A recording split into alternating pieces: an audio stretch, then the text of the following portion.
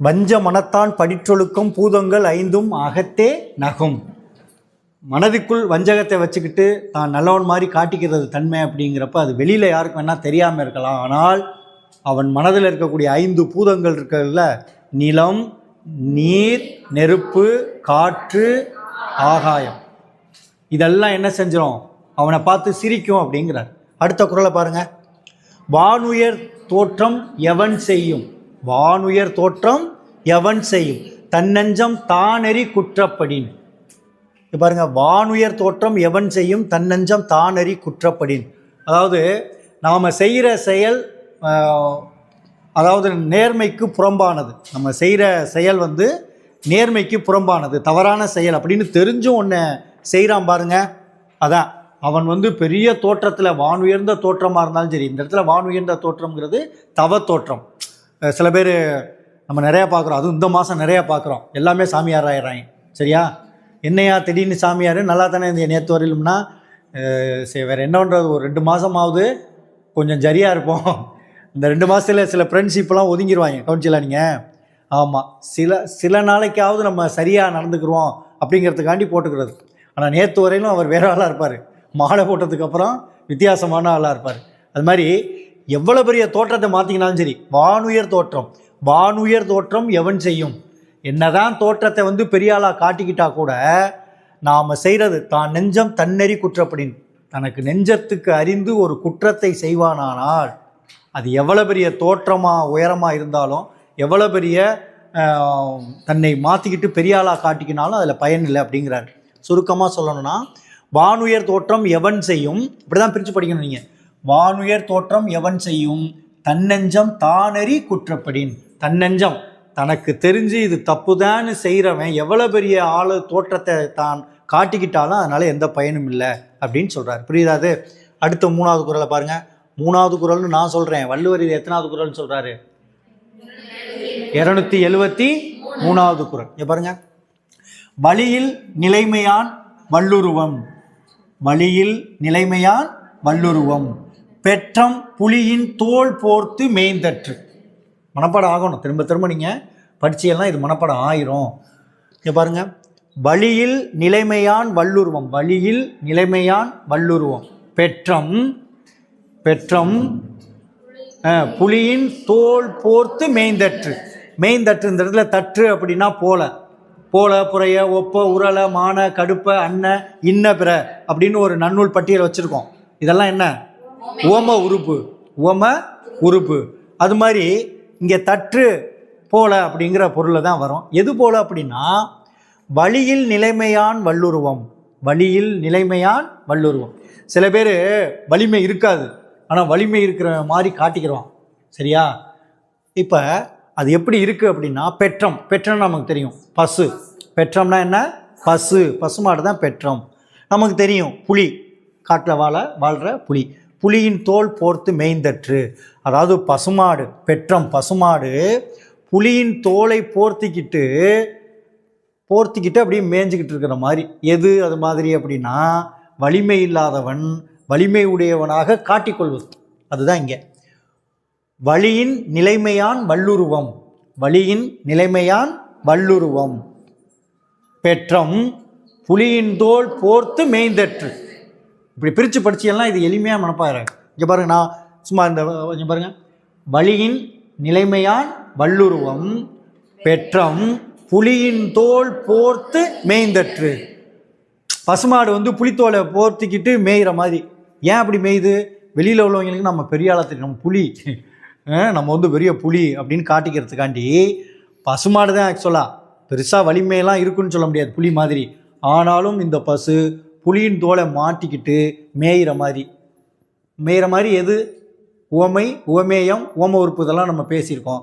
எது மாதிரி இந்த செயல் இருக்குது அப்படின்னா, வலிமை இல்லாதவன் வலிமையானவனாக காட்டிக்கொள்வது. எது மாதிரி இருக்குது? பசுமாடு புலியின் தோலை போர்த்திக்கிட்டு மேய்கிற மாதிரி இருக்குது. இது புரியுதானே? திருக்குறளை பாருங்கள் நல்லா. வழியில் நிலைமையான் வள்ளுருவம், வழியில்லாதவன் பெற்றிருக்கக்கூடிய வன்மையான உருவம். பசுமாடு புலியின் தோலை போர்த்தி கொண்டு மேய்ந்தது போன்றது. அவ்வளோதான். அப்போ இப்போவே தெரியும் உங்களுக்கு, இதில் ஒரு அணி இருக்குது. என்ன அணி? உவமை அணி. உவமை அணி. உவமை அணி. இதில் உவம உறுப்பு தற்று. அவ்வளோதான், இதான் கேள்வி. இந்த குறளில் உவம உறுப்பு என்னது? தற்று.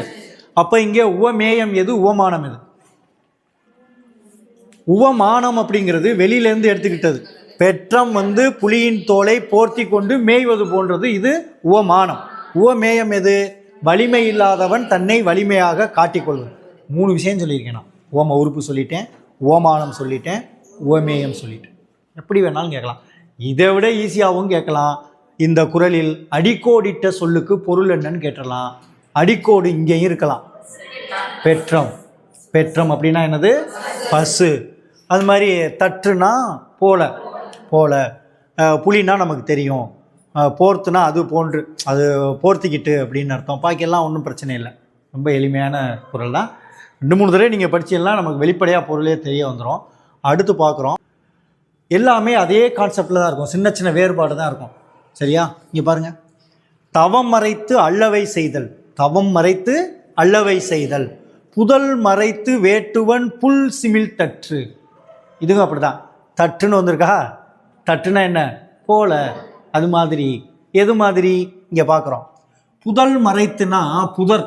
புதர் செடி. புதல் மறைத்துனா புதர் செடியின் மறைவாக இருந்து அப்படின்னு அர்த்தம். புதல் மறைத்து அப்படின்னா புதர் செடியில் மறைவாக இருந்து. வேட்டுவன். வேட்டுவனா தெரியும் நமக்கு, வேடன். சரியா? வேடுவன், வேடன். புல் சிமிழ் தற்று. இந்த புல் அப்படிங்கிறது பறவை. இந்த புல் அப்படிங்கிறது பறவை. பல தடவை கேட்ட கொஸ்டின். லகர லகர வேறுபாடு இருக்குல்ல, லகர லகர வேறுபாட்டில் இந்த புல் அந்த புல் ரெண்டுக்கு என்ன வேறுபாடுன்னு கேட்டுட்டாங்க. இந்த புல் அப்படின்னா என்னது? பறவை, பறக்கிற பறவை, ரெக்கை உள்ளது. அந்த இல் போட்டால் புல். புல் அது ஒரு செடி. புல் தேவையில்லாத செடி. புல் பூண்டு அப்படின்னு சொல்கிறோம் இல்லையா, அது. அப்போ இங்கே பாருங்கள். தவம் மறைத்து அல்லவை செய்தல். தவக்கோலம் பூண்டுருக்காங்க. தவக்கோலம் பூண்டுட்டு தோற்றம் வேணா தவம் கோலம் இருக்கும், ஆனால் செய்கிறதெல்லாம் அதற்கு எதிரான செயல். அப்போ தவக்கோலம் பூண்டிருந்தாலும் அதற்கு எதிரான செயல்களை செய்வது என்பது புதர் மறைவில் இருந்து கொண்டு வேடன் பறவையை வேட்டையாடுவது போன்றது. சரியா? இது புரியுதானே? தவக்கோலம் பூண்டிருந்தும் அந்த தவக்கோலத்திற்கு ஒவ்வாத செயல்களை செய்வது என்பது ஒரு வேடன் புதர் செடியின் அருகில் மறைந்து நின்று அந்த புல்களை எல்லாம் என்ன, பறவைகளை வேட்டையாடுவது போன்றது. அப்போ இதில் உவம உறுப்பு என்ன? தற்று. உவமானம் என்ன? உவமானம்னா வெளியிலேருந்து வரணும். புதரின் மறைவில் இருந்து வேடுவன் பறவைகளை வேட்டையாடுதல் போன்றது. அப்போ உவமை எது? தவமறைத்து அல்லவை செய்தல். தவக்கோலத்தில் இருந்தாலும் அதற்கு அல்லாதன செய்பவர். அவ்வளவுதான். அடுத்தது பாருங்க. பற்றற்றேம் என்பார் படிற்றொழுக்கம். பற்றற்றேம் என்பார் படிற்றொழுக்கம். எற்றென்று. இங்கே எற்று என்றுங்கிறத பிரித்து எழுதணும். பாருங்க, இந்த வார்த்தை ரொம்ப சிரமமாக இருக்கும். இங்கே பாருங்க, எற்று என்று. எற்று என்று அதை சேர்த்து சொன்னோம்னா எற்றென்று. இதனாலேயே தான் திருக்குறள் ரொம்ப பேருக்கு புரியாது. எல்லாமே அவர் மிங்கிள் பண்ணி வச்சுருப்பார். சேர்த்து பிரித்து சொல்கிற மாதிரி படிச்சிட்டோம்னா ஈஸியாக இருக்கும். இது பிரித்தெழுதுகளில் கண்டிப்பாக கேட்கலாம். இது எவ்வாறு பிரியும் அப்படிங்கிறது. எற்று என்று. எற்று என்று அப்படி தான் பிரியும். இது பார்த்துக்கணும். இங்கே பாருங்கள். ஏதம் பலவும் தரும். ஏதம் பலவும் தரும். பற்றற்றேம் என்பார் படிற்றொழுக்கம். எற்று என்று ஏதம் பலவும் தரும். பற்றற்றோம் என்பார். ரொம்ப பேருக்கு எனக்கெல்லாம் எந்த ஆசையும் இல்லைப்பா அப்படிமா. பற்றற்றோம், எந்த பற்றுமே இல்லை. இப்போ முனிவர்களுக்கெல்லாம் என்ன? முற்றும் துறந்த முனிவர்னா என்ன? ஆசைகளை துறந்தவர். எந்த ஆசையும் இல்லை. சரியா? முற்றும் துறந்த முனிவர். சரியா? வள்ளலார் இருக்கார்ல, வள்ளலார் கூட ஒரு ஆசை இல்லாத மனிதர் தான். அவருக்கும் ஒரு ஆசை இருந்துச்சு. வாடிய பயிரை கண்ட போதெல்லாம் வாடி இருக்கார்.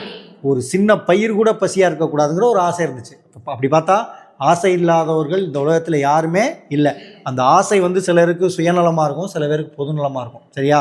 அப்படி பார்த்தோம்னா சில பேர் சொல்லிக்கிறாங்க, எனக்கு எந்த ஆசையும் இல்லைப்பா. பற்றற்றேம் என்பார் படிற்றொழுக்கம்.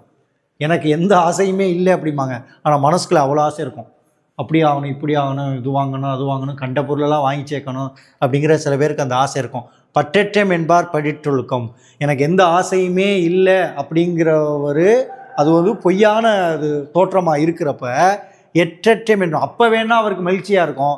ஆனால் நாளடைவில் ஏதம் பலவும் தரும், அவருக்கு துன்பம் நிறையா பின்னாடி வரும்.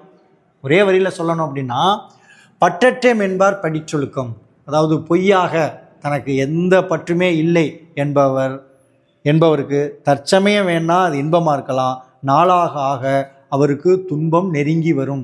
ஏன்னா அவர் வெளிப்படையாக அதை சொல்லலை, மனசில் ஆசையை வச்சுக்கிட்டு வெளிப்படையாக என்ன சொல்கிறாரு, எனக்கு எந்த ஆசையும் இல்லை, பற்றற்றோம், நான் எந்த பற்றுமே இல்லாமல் இருக்கேன் அப்படின்னு சொல்லக்கூடிய ஒரு முனிவரை கம்பேர் பண்ணி கூட நீங்கள் வச்சுக்கலாம். ஒரு முனிவர் இருக்கார், எனக்கு எந்த ஆசையுமே இல்லைன்னு சொல்கிறாரு, ஆனால் மனசுக்குள்ள அவ்வளோ ஆசை இருக்குது. அப்படிப்பட்டவருக்கு அப்போ வேணா மகிழ்ச்சி இருக்கலாம், நாளாக நாளாக அவருக்கு துன்பம் நெருங்கி வரும் அப்படிங்கிறதா இந்த குறளுக்கு பொருள். அடுத்து பாருங்க, நெஞ்சினன் துறவார் துறந்தார் போல். சரியா, நெஞ்சின் துறவார் துறந்தார், நெஞ்சின் துறவார் துறந்தார் போல் வஞ்சித்து, கிட்டத்தட்ட அதே மீனிங் தான் இதுவும். இங்கே பாருங்களேன், நெஞ்சின் துறவார் துறந்தார் போல், நெஞ்சில் துறவி இல்லை, மனசில் ஆசை இருக்குது, ஆனால் வெளிப்படையில் துறந்தார் போல் வஞ்சித்து வாழ்வாரின் வன்கனார் இல். அந்தளவு கொடுமையானவங்க அப்படின்னா மனசில் ஆசையை வச்சுக்கிட்டு என்ன வேஷம் போடுறது, துறந்தார் போல். துறந்தார்னா முனிவர்னே வச்சுக்கிறீங்களே. நெஞ்சின் துறவார், நெஞ்சில் உண்மையிலே அவர் மனசில் எதையும் துறக்கலை, மனசில் ஆசை இருக்குது, ஆனால் வெளியில் துறந்தார் போல் வஞ்சித்து வாழ்வாரின் வன்கனார் இல். அவரை விட கொடுமையான ஆள் வேறு யாரும் இல்லை.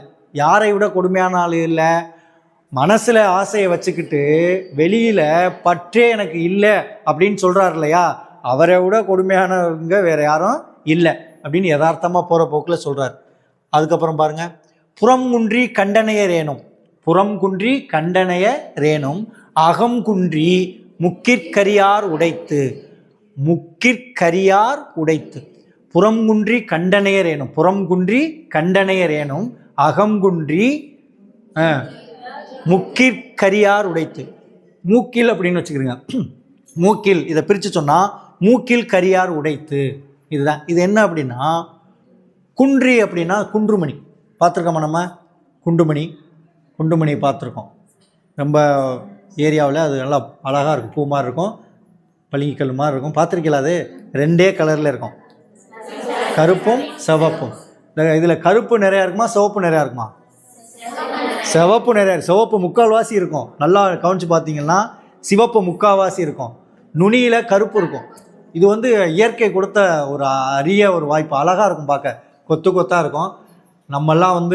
நான்லாம் இதே வேலையாக தெரிஞ்சிருக்கேன், நிறையா பிடுங்கி சேர்த்து அதை வச்சு அப்படி விளையாடுறது சின்ன வயசில். இப்போ அதை பார்க்குறது ரொம்ப அரிதாக இருக்குது.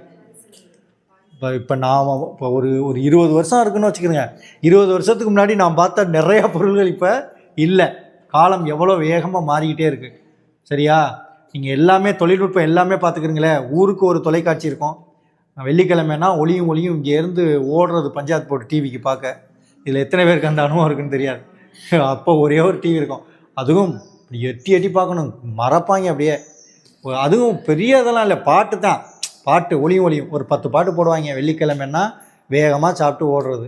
இப்போ வீட்டுக்கு வீடு, ஆமாம், எங்கேயாவது ஒரு டெலிஃபோன் இருக்கும், யாராவது இப்படி சுற்றி ரிங் சுற்றி இப்போ பேசிக்கிருப்பாங்கன்னா ஆச்சரியமாக போய் பார்க்குறது. இந்த ஆஃபீஸெல்லாம் ஓரமாக நின்று இப்போ ஒரு ஆளுக்கு 2 செல்ஃபோன் வச்சுருக்காங்க. ஆமாம், ஒன்று பத்தாதுன்னு ஆளுக்காள் செல்ஃபோன். எல்லாமே மாறிப்போச்சு. எங்கள் வீட்டிலலாம் விடிய உரல் உழைக்க குத்தி சோளம் அந்த இது செஞ்சு காலையில் சாப்பாட்டுக்கு ரெடி பண்ணுவாங்க. நிறையா வீட்டுக்கு சத்தம் கேட்கும், உரல் உழைக்க சத்தம் கேட்கும் நைட்டெல்லாம். இப்போல்லாம் அந்த உரலையும் காணும், உழைக்கையும் காணும், வீட்டுக்கு வீடு மிக்சி. காளமாடு இருக்குது. இதெல்லாம் ரொம்ப இல்லை, 15 வருஷ கேப்பில் நான் சொல்கிறேன். ஆமாம், காளமாடு, பெரிய வைக்கப்போர் இதெல்லாம் இருக்கும். அப்போல்லாம் வந்து ஒரு வீட்டில் பொண்ணு கொடுக்குறேன்னா 2 பேரை அனுப்புவாங்க, அவங்க வீட்டுக்கு முன்னாடி வைக்கப்போர் இருக்கா, மாடெல்லாம் இருக்கா அப்படின்னு. இப்போ அதெல்லாம் இருந்தால் கட்ட மாட்டேங்கிறாங்க. ஏன்னா போய் நம்ம பொண்ணு போய் வேலை செஞ்சு சாக முடியாது அப்படின்னு சொல்லி எப்படியெல்லாம் மாறு. இன்னும் நீங்கள் என்ன ஆச்சரியப்பட போறீங்க, இன்னும் ஒரு 15 வருஷம் சென்று நான் பேசுகிற மாதிரி நீங்கள் நிறையா விஷயம் பேச போறீங்க. சரியா, நிறையா சேஞ்சாக போகுது. இப்போ ஏஐ காலம், இது ஏஐ காலம். ஏஐ வந்துருச்சு, ஆர்டிஃபிஷியல் இன்டெலிஜென்ஸ். ஆமாம், ஆர்டிஃபிஷியல் இன்டெலிஜென்ஸ்னா செயற்கை நுண்ணறிவு வந்ததுக்கப்புறம் பார்த்தா ஆச்சரியமாக இருக்குது. என் போட்டோவும் இப்போ நான் வந்து பேசிக்கிருக்க வேண்டியதில்லை, என் போட்டோவையும் இந்த 10 திருக்குறளையும் அப்லோடு பண்ணி விட்டால் நான் பேசுகிற மாதிரி அது பேசுது. நான் பேசாமல் உங்களோட இருந்து இப்படி உட்காந்து பார்த்துக்கலாம். அந்த தொழில்நுட்பம், ஏஐ தொழில்நுட்பம் வந்துருச்சு. இன்னும் போக போக இன்னொரு 10-15 வருஷம் சென்று செல்ஃபோன்லாம் இருக்காது. பிறக்கும்போதே நமக்கு சிம் கார்டை வச்சு தச்சு விட்ருவாங்க. ஆமாம், நம்ம ஆச்சரியமாக தான் நினைக்கிறோம். சிம் கார்டு நம்ம உடம்புலையே சிம் கார்டு வச்சுட்டியாப்பா, இப்போ தான் சார் ஆப்ரேஷன் பண்ண வச்சுட்டோம் சார்னு பையன். சும்மா யதார்த்தமாக அப்படி ஆகி போயிட போகுது. ரைட்டு, அதோடு நம்ம சேர்ந்து வளரலைன்னா சிக்கல். சரிங்க பாங்க, இப்போ எதுக்கு போனோம் அப்படின்னா, ஆமாம், குன்றிமணிக்கு போனோம்.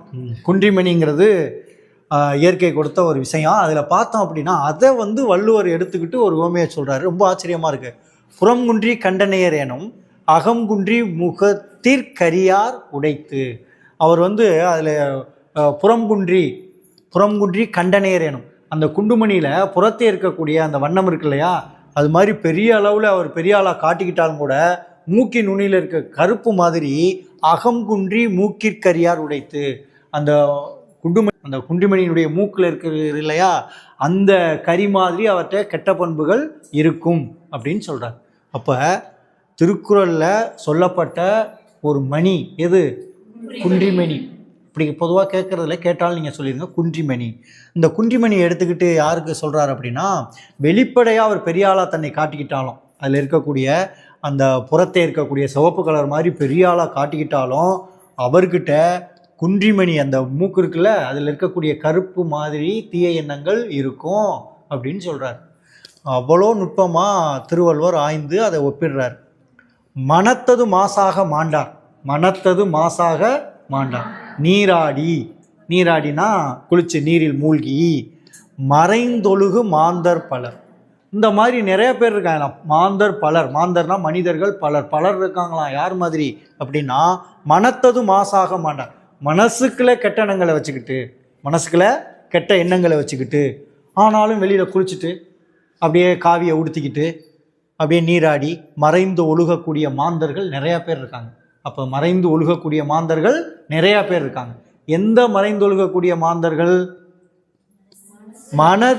மனசில் இதை நீங்கள் எப்படி வஞ்சனை அல்லது கெட்ட எண்ணங்கள், மனதில் கெட்ட தீய எண்ணங்களை வைத்து கொண்டு வெளிப்படையாக நீராடி அவர்கள் எப்படி மறைந்தொழுக மாந்தன். அதாவது கெட்ட எண்ணங்கள் மனசில் இருக்குது, ஆனால் வெளிப்படையாக அவங்க நீராடி ஒரு முனிவர் போன்ற தோற்றத்தை ஏற்படுத்தி வாழக்கூடிய மனிதர்கள் இந்த உலகத்தில் நிறையா அப்படிங்கிறார். அப்போ கிட்டத்தட்ட நல்ல மனுஷங்களே இல்லைங்கிறார். எல்லாருமே அப்படி தாண்டா இருக்கி அப்படின்னு கிண்டலாக சொல்கிற மாதிரி தானே வள்ளுவர். அப்படி தானே இருக்குது. சரியா? மனசுக்குள்ள மனத்தது மாசாக மாண்டார் அப்படின்னா ஒரே வரியாக சொல்லு, மனத்தது மாசாக மாண்டார். சரியா? மனத்தில் வஞ்சனையை வைத்து கொண்டு வாழக்கூடியவர் வாழ்கிறாரு. ஆனால் அவர் நீராடி தன்னை பெரியாளாக காட்டிக்கிட்டு வாழக்கூடிய மனிதர்கள் இந்த உலகத்தில் நிறையா பேர் அதிகமாக இருக்கிறார். மாந்தர் பலர் அப்படின்னு சொல்கிறார். அடுத்து கனை கொடிது யாழ் கொடிது. அருமையான குறள், எனக்கு பிடிச்ச குறள் இது. இங்கே பாருங்கள், எல்லா குறளுமே பிடிச்சதான். இது பார்த்தீங்கன்னா கனை கொடிது யாழ் கோடு செவ்விது ஆங்கண்ண வினைபடு பாலால் கொள்ளன். பெருசு பண்ண முடியலையே, அவ்வளோதான் வரும். கனை கொடிது யாழ்கோடு செவ்விது. இப்படி பிரித்து படிங்க. கனை கொடிது யாழ்கோடு செவ்விது ஆங்கண்ண வினைபடு பாலால் கொள்ளன். மறுபடியும் பிரித்து படித்து பார்ப்போமா? இங்கே பாருங்க, கனை கொடிது யாழ்கோடு செவ்விது. நான் ஏன் பிரித்து சொல்கிறேன்னா பொருள் ஈஸியாக புரிஞ்சுக்கலாம். கனை கொடிது யாழ்கோடு செவ்விது முடிஞ்சா? அடுத்து பாருங்க, ஆங்கண்ண வினைபடு பாலால் கொள். வேற ஒன்றும் இல்லை. கனை கொடிது, கனை அப்படின்னா அம்பு, நேராக இருக்கும். அதான் நமக்கு தெரிய வேண்டியது. அந்த அம்பு நேரான தோற்றம் முடியாது. சரியா? அடுத்தது யாழ்கோடு செவ்விது. யாழ்கோடுனா, யாழ்னா என்ன? அதை என்ன சொல்றது? யாழ் வாசித்தல். யாழ் கருவி இருக்குல்ல, யாழ் எப்படி இருக்கும்? வளைஞ்சிருக்கும். அந்த யாழ் இசைக்கருவி வந்து அப்படி வளைஞ்சிருக்கும். இது புரியுதா நான் சொல்கிறது? இப்போ நீங்கள் தெரிஞ்சுக்கிற வேண்டியது கனை கொடிதுங்கிறத விட்டுருங்க. கனை எப்படி இருக்கும்? நேராக இருக்கும். யாழ் கருவி எப்படி இருக்கும்? வளைஞ்சிருக்கும். இதுதான் தோற்றம். ஆனால் நீங்கள் இப்படி தோற்றத்தை பார்த்து மயங்கிடக்கூடாதுன்னு சொல்கிறார். கனை நேராக இருக்கும், ஆனால் கொடிது, ஒரு உயிரை எடுத்துரும். அம்பு நேராக தான் இருக்கும், ஆனால் அது கொடிது, உயிரையே எடுத்துரும்.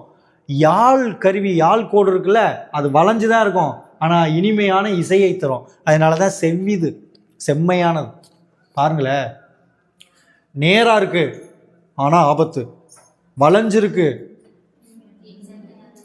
இனிமையான இசையை தருது, செம்மையான இசையை தருது. அதான் செவ்விது.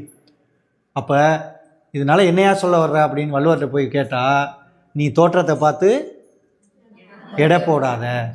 அதுக்கு தான் சொல்கிறாரு, ஆங்கண்ண வினைபடு பாலால் கொள்ள, அதது செய்கிற வேலையை பொறுத்து சிறப்பு அப்படிங்கிறார். அதது செய்கிற வேலை, ஆங்கண்ண வினைபடு பாலால் கொள்ளல், அதது செய்யக்கூடிய வேலையை பொறுத்து அதனுடைய சிறப்பு இருக்கும். அதான் சொல்கிறார், கனை கொடிது யாழ் கோடு செவ்விது, ஆங்கண்ண வினைபடு பாலால் கொள்ளல்.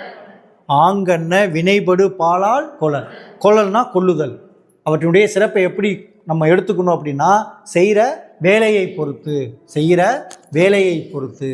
அப்படின்னு தான் எடுத்துக்கணும் நம்ம. சரியா? முக்கியமாக இது வந்து ஆரையும் தோற்றத்தை பார்த்து எடை செய்யக்கூடாது.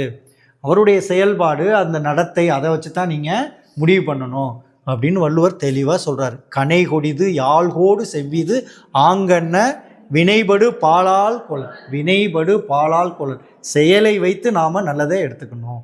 அடுத்து பாருங்க, இதுவும் ஒரு நல்ல குறள் தான். மலித்தலும் நீட்டலும் வேண்டாம், உலகம் பழித்தது ஒழித்து விடின். நல்லா சொல்றார், மலித்தலும் வேண்டாம், நீட்டலும் வேண்டாம், ரெண்டுமே வேண்டாம். இது ரெண்டுமே வேண்டாங்கிறார் வள்ளுவர். நீங்க மலித்தலும் வேண்டாம், இங்க இருங்க, மலித்தலும் வேண்டாம், மொட்டை அடிக்காத, சேவ் பண்ணாத, மொட்டை அடிக்காத, எதுக்கு தேவையில்லாமல் அப்படிங்கிறார் ஒன்று. சரி, அப்படின்னா அவர் முடி வளர்க்க சொல்கிறாரா அப்படின்னா, நீட்டலும் வேண்டாம். நீ பாட்டுக்கு நீட்டி விட்டு அது பாட்டுக்கு கூந்தல் தலையில் இழுவற மாதிரியும் வர வேண்டாம் அப்படிங்கிறார். சரியா? இது ரெண்டுமே தேவையில்லாதது. இது சொல்ல வர்றதால அவர் என்ன சொல்கிறாரு, ரெண்டு வேஷமே போடாதேங்கிறார். ரெண்டு வேடமே வேண்டியதில்லை. சரியா? உலகம் பழித்தது ஒழித்து விடு. உலகம் எதெல்லாம் ஏற்றுக்கிறாதோ, உலகம் எதெல்லாம் கெட்ட பழக்கம்னு ஏற்றுக்கிறாதோ அதெல்லாம் செய்யாமல் இருந்தாலே போதும். நீ பாட்டுக்கு முடி வளர்த்து முனிவர் மாதிரியும் காட்டிக்கிற வேண்டாம். சரியா? மொட்டை அடித்து நான் தவக்கோலத்தில் இருக்கிறேன்னு காட்டிக்கிற வேண்டாம். அப்போ ரெண்டுமே வேண்டாம் அப்படிங்கிறார் வள்ளுவர். அப்புறம் நம்ம வள்ளுவரை பார்த்து கேட்குறோம், நீங்கள் மட்டும் ஏயா? ஆமாம், அவர் நம்ம கற்பனை பண்ணி வச்சுருக்கோம், அவர் எப்படி இருந்தான்னு தெரியாது. அவரை பற்றி படிக்கிறப்ப 3 பால் சொல்லியிருக்காரு. அறத்துப்பால், பொருட்பால், இன்பத்துப்பால். அறத்துப்பால் படிக்கிறப்ப ஒரு மாதிரி ஒரு ஜட்ஜ்மெண்ட் வேறு யாரும் இல்லை அப்படின்னு சொல்லலாம். அப்பா அப்போவே இவ்வளோ சட்டம் படிச்சிருப்பாராயா, இவ்வளோ அறம் பேசுகிறாரே அப்படின்னு பார்க்குறோம். பொருளியலை பார்க்குறப்ப பெரிய சயின்டிஸ்ட்லாம் அந்த எக்கனாமிக்ஸு பொருளியல் மேதெல்லாம் தோற்று போயிடுவான். அந்த மாதிரி தான் அது இருக்குது பார்க்குறதுக்கு. இன்பத்துப்பால் படிக்கிறப்ப இவரெல்லாம் ஒரு முனிவராயா, உண்மையிலேயே இல்லற வாழ்க்கையிலேருந்து நீட்டாக வாழ்க்கையில் அனுபவிச்சிருந்தா தான் அது அப்படி எழுத முடியும். சரியா? அப்படின்னெல்லாம் இருக்குது. 1330வது குறள் என்ன? மொத்த குறள் எத்தனை? 1330வது. சரி, நானே சொல்கிறேன். கூடுதல் காமத்திற்கின்பம் அதற்கின்பம் கூடி முயங்க பெறின். கூடுதல் காமத்திற்கின்பம் அதற்கின்பம் கூடுதல் முயங்க பெறின். நீங்கள் இருக்கக்கூடிய எல்லா குறள், அந்த இன்பத்துப்பாலில் இருக்கக்கூடிய எல்லா குறளுமே நமக்கு பாடத்திட்டமாக வைக்கலை, ரொம்ப வைக்கலை. கவனிச்சிடலாம். நீங்கள் இந்த வயசில் அதை படிக்கக்கூடாதுன்னா என்னன்னு தெரில. நீங்கள் படித்து வேலைக்கு போயிட்டு அதை படிப்போம் நம்ம. சரியா? இப்போதைக்கு நமக்கு இருக்கிற 20 அதிகாரத்தில் தரவாக இருந்தாலே போதும். நமக்கு மார்க்கு படிக்கிறோம். நமக்கு எதுக்கு படிக்கிறோம்? மார்க்குக்கு படிக்கிறோம். நமக்கு 20 அதிகாரத்தை மட்டும் படிக்கிறோம். அதில் எந்த கொஷின் கேட்டாலும் அடிக்கிறோம். வேலைக்கு முதல் நாள் கவுன்சிலிங்கில் போகிறோம். 12வது மாதம் நம்ம எல்லாம் தெளிவாக பொறுமையாக படிச்சுட்டு போவோம். ஆனால் இடையில ட்ராப் அவுட் மட்டும் இல்லாமல் பார்த்துக்கிறங்க. இங்கே பாருங்கள், மலித்தலும் நீட்டலும் வேண்டா உலகம் பலித்தது ஒழித்து விடு. சுருக்கமாக சொன்னால் உலகம், இந்த உலகம் எதெல்லாம் வேண்டாம்னு சொல்லிச்சோ அதை செய்யாமல் இருந்தாலே போதும். தலைமுடி அதாவது வளர்க்கவும் வேண்டாம், தலைமுடியை மலிக்கவும் வேண்டாம், இந்த பொய் வேஷங்கள் வேண்டாம் அப்படிங்கிறார். புரியுதா? அது இதான். மொத்தம் எத்தனை குறள் பார்த்துருக்கோம்? 10 குறள் பார்த்துருக்கோம். நீங்கள் கண்டிப்பாக வீட்டில் போயிட்டு இந்த குறளை ஒரு மனப்பாடம் பண்ண முயற்சி செய்யுங்க. பொருளோட மனப்பாடம் பண்ணுங்கள். வெறுமனை மனப்பாடம் பண்ணுறதை விட பொருள் புரியணும். அப்போ தான் நமக்கு ஆன்சர் பண்ண முடியும். ஒரு தடவை சேர்ந்து சொல்லி பார்ப்போமா? நான் சொல்கிற மாதிரி பிரித்து தான் படிக்கணும். வஞ்ச மனத்தான் படிற்றொழுக்கம் பூதங்கள் 5 அகத்தே நகும். வானுயர் தோற்றம் எவன் செய்யும் தன்னெஞ்சம் தானெறி குற்றப்படின். வழியில் நிலைமையான் வல்லுருவம் பெற்றம் புலியின் தோல் போர்த்து மேய்ந்தற்று. தவ மறைத்து அல்லவை செய்தல் புதல் மறைத்து வேடன் புட்சிமித்தற்று. இந்த இடத்துல புல் சிமித்தற்றுனா, புல்லுனா பறவை, அதை வேட்டையாடுவது போன்றது. புல் சிமிழ்த்தற்று. சிமிழ்த்தற்று அப்படின்னா எய்தல், வேட்டையாடுதல் அப்படிங்கிற பொருளில் வரும். அதுக்கப்புறம் பற்றற்றேம் என்பார் படிற்றொழுக்கம் எற்றென்று ஏதம் பலவும் தரும். இதை எற்றென்றுனா எற்று எற்று கூட்டல் என்று, எற்று கூட்டல் எற்று கூட்டல் என்று அப்படி தான் பிரிக்கணும். இது மாதிரி கொஸ்டின் தான் கேட்பான். அடுத்து, நெஞ்சின் துறவார் துறந்தார் போல் வஞ்சித்து வாழ்வாரின் வன்கனார் இல். சரியா? மனசுக்களை கெட்ட எண்ணத்தை வச்சுக்கிட்டு அப்படியே முனிவர் வேஷம் போடுறவன் நிறையா, அதை விட கொடுமையானவன் வேறு ஆள் இல்லை அப்படின்னு சொல்லிட்டு போகிறார்.